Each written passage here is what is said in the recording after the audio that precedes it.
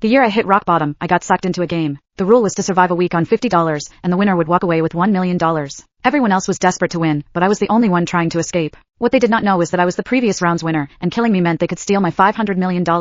I found myself in a stark white room packed with people. The system's robotic voice announced, "Welcome, all 100 players, to the survival of the poorest. Starting funds, $50. Objective, survive 7 days inside the game. The winner gets $1 million in prize money. Overspending, dying, or stepping outside the designated area will be treated as a forfeit, and you will carry $1 million in debt." Then, with a sly tone, it continued, "Now then, do any cowards want to back out?" Just like the last round, no one chose to leave. Every face lit up with excitement, as if the $1 million were already within reach. I slowly raised my hand, and all eyes snapped toward me at once. The system's threatening voice echoed in my head, saying, "Player 66, a reminder that you are the winner of the previous round, and if you forcefully exit, you will carry a $500 million debt. Only players who win 2 rounds in a row are allowed to cash out and leave." I could not help but wonder why they did not mention the rule earlier. I asked the system in my mind, "What if I lose?" The system replied, "Your prize will be forfeited, and you will have a debt of $1 million.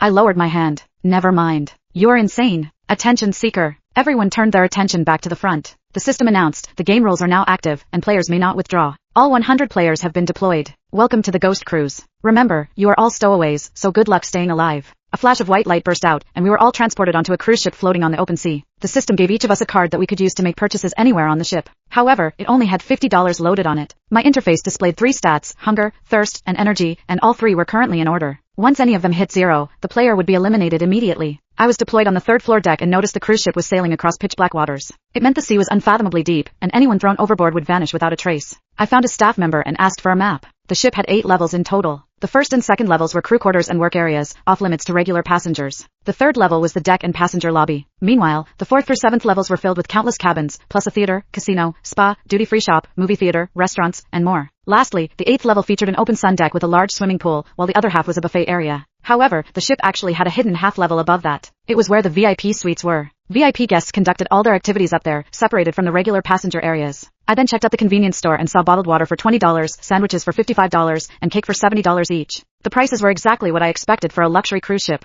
Based on my experience, the buffet restaurant had free water available during meal service. Since it was mealtime, I headed to the top floor restaurant, where a decent line had already formed at the buffet entrance, waiting to scan their cards for entry. I joined the queue, standing behind 2 players who were 1 step ahead of me at the card reader. They pulled out the cards the system had given them and handed them to the attendant, but when she swiped them, the machine started beeping frantically. The attendant's expression instantly changed, and she told them, "These aren't legitimate room cards. You're not guests." The 2 players tried to bolt, but several burly security guards rushed over. The attendant slammed the restaurant doors shut, blocking the view of the guests inside. The guards clamped down on the 2 players with iron grips, and their screams rang out in agony. 2 sharp cracks were heard as their arms were twisted at sickeningly unnatural angles. Then, the guards dragged them away